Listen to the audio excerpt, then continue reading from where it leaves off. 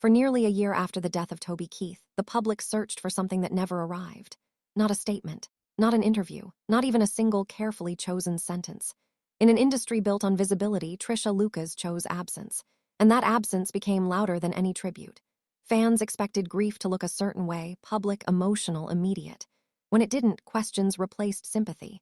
Why hadn't she spoken? Why hadn't she appeared? Why had she disappeared entirely? But silence is rarely empty. Sometimes it is intentional, sometimes it is protective, and sometimes it is the only way a person can hold together a story that is still breaking inside them. Trisha understood that once words are released, they can never be taken back, and what she carried was not ready to be consumed, summarized, or reduced to headlines. She wasn't avoiding the world. She was preserving the truth until it could stand on its own. This wasn't retreat, it was restraint. And restraint, in grief, is often mistaken for distance. When the announcement of Toby Keith's passing spread across the country, the response was immediate and overwhelming. Radio stations altered playlists without explanation. Songs filled the air not as entertainment, but as memory. Bars became gathering places for strangers who shared nothing except loss. People sang because the music had already carried them through decades of their lives. Weddings, breakups, road trips, wars. Toby Keith wasn't just an artist to them. He was part of their personal timeline. But while millions processed that loss publicly, the woman who had shared nearly 40 years of life with him was nowhere to be found. Friends couldn't reach her. Colleagues didn't hear from her. Even longtime industry connections were met with silence. Some assumed anger. Some assumed exhaustion. But what no one saw was that while the world was mourning an icon, Trisha Lucas was managing an aftermath. Not emotionally, but structurally. There were responsibilities that didn't pause for grief.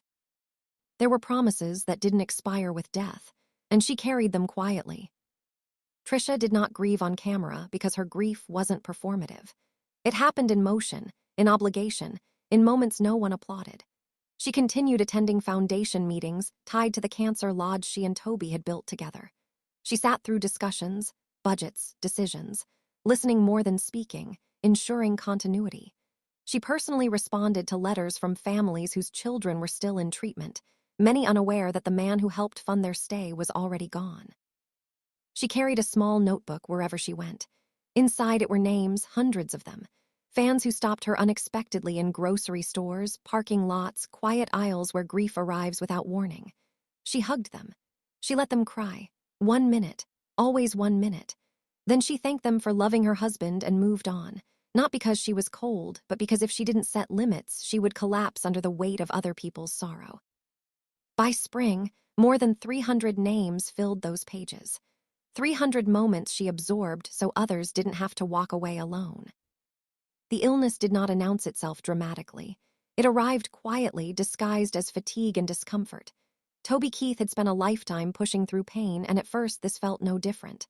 Long tour had always taken their toll. But as months passed, the symptoms refused to fade. Meals became smaller. Energy disappeared faster. When scans were finally ordered, the truth arrived without ceremony. A tumor. Advanced. Aggressive. Survival numbers delivered without emotion. Toby didn't ask how long he had. He asked what could still be done. That single question changed the nature of everything that followed. It shifted the focus from fear to function. And in that moment, Trisha Lucas stopped being only a wife. She became a strategist, a protector, a constant presence between him and a system that rarely slows down for human beings. Within days, Trisha took control of every moving piece. She studied medical research late into the night. She contacted specialists across multiple states. She prepared questions so detailed that doctors often paused before answering. Nurses noticed her precision. They watched her track medications, record side effects, document reactions. Some called her Sergeant Mom, not as humor, but as acknowledgement. Toby never asked her to do any of this. He didn't need to. After decades together, words were unnecessary. She translated his pain when he was too tired to explain. She protected him from forced optimism. And she preserved his dignity when his strength began to fail. This wasn't romance in the traditional sense. This was partnership at its most demanding level. Love expressed not through sentiment, but through endurance. As treatment intensified, the physical changes in Toby Keith became impossible to ignore. The weight loss was no longer subtle. His strength faded in ways that startled even those closest to him. Simple movements required planning. Eating became calculation rather than pleasure. Breathing itself demanded focus. But in the middle of this physical decline, one thing remained unmovable: music. Not as comfort, not as nostalgia, but as resistance. For Toby, music was proof that cancer had not yet taken ownership of his identity. In hospital rooms filled with sterile light and mechanical sounds, he reached for his phone and recorded fragments, unfinished melodies, half-formed lines, ideas that arrived between waves of pain. Sometimes he strummed quietly, just loud enough to hear sound bounce off the walls, reminding himself that he was still present in the world. Trisha watched closely, documenting everything. She understood that these weren't just creative moments, they were survival markers. Each note meant he was still choosing to exist beyond test results and prognoses. Doctors spoke in timelines. Toby spoke in lyrics. And Trisha made sure those lyrics were never lost. One recording in particular carried more truth than any polished studio track ever could. It wasn't designed for radio. It wasn't built for perfection. It was fragile, uneven, and deeply human. His voice shook in places it never had before, not from fear, but from effort.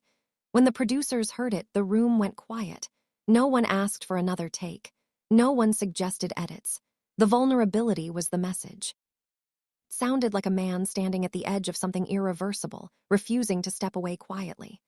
That song eventually led to what many believed would be his final public appearance. When Toby stepped onto that stage, there was no explanation, no speech, no acknowledgement of what his body was enduring. He simply sang. The audience didn't cheer at first, they listened.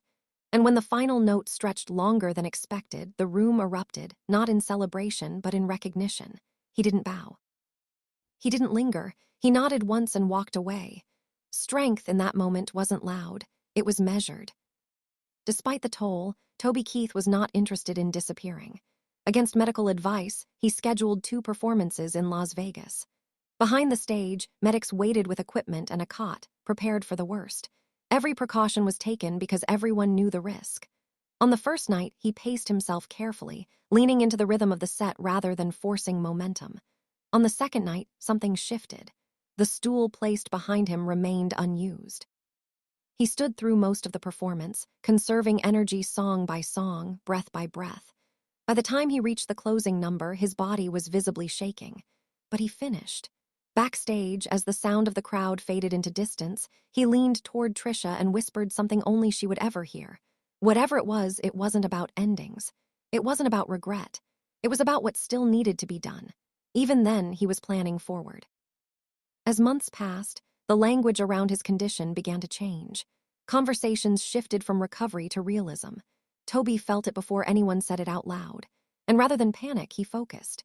He stopped talking about getting better and started talking about finishing well. Quiet decisions, made late at night when the house was still. One of those decisions became his final album. He insisted it be released on a date that mattered, 30 years after his first major breakthrough. Not as nostalgia, but as alignment. This was who he had always been. He oversaw every detail, even when standing felt exhausting. When the album was complete, there was no celebration.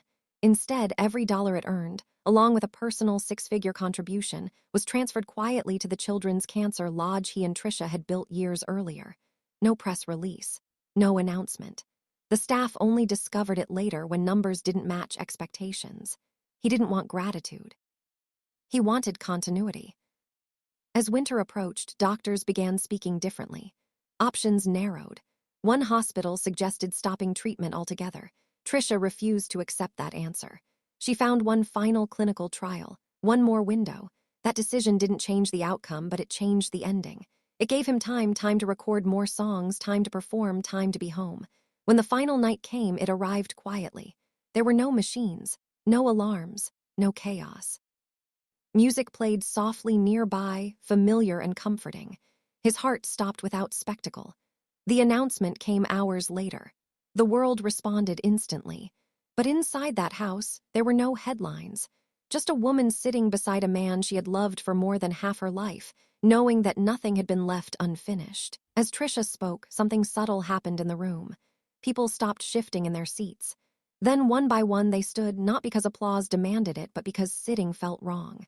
This wasn't a tribute performance. It was a confession, an explanation the public didn't realize it needed. By the time Trisha reached the end of her 16 minutes, no one remained seated. Not out of celebration, but respect. She didn't smile. She didn't cry. She nodded once, folded the napkin, and returned it to her pocket before walking back to her seat. The story was no longer hers alone. That night changed how Toby Keith was remembered, not by erasing the larger-than-life image, but by completing it. Fans had seen confidence, humor, and defiance. What they hadn't seen was the discipline behind it, the planning, the responsibility, the quiet generosity. Trisha's words didn't diminish the legend, they grounded it. They showed that strength isn't always loud, and bravery doesn't always announce itself. Sometimes it looks like consistency. Sometimes it looks like preparation. And sometimes it looks like trusting one person enough to carry your unfinished work forward. Looking back, Trisha's year-long silence made sense. She hadn't been hiding. She had been holding the truth until it was complete, holding her husband's intentions until they could be shared whole. When she finally spoke, she didn't change public opinion through emotion alone. She changed it through clarity. The world didn't just grieve Toby Keith differently after that night, it understood him differently. And in understanding him, it finally understood her. This story was never about death. It was about intention, about how love operates when recognition disappears, about how legacy is built not in moments of noise, but in years of quiet discipline. Toby Keith left behind music, philanthropy, and memories, but he also left behind instructions. And Trisha Lucas honored them exactly as he trusted her to, without shortcuts, without spectacle, without compromise. So the question isn't whether Trisha Lucas revealed a side of Toby Keith fans had never seen. The real question is whether we were ever listening closely enough before.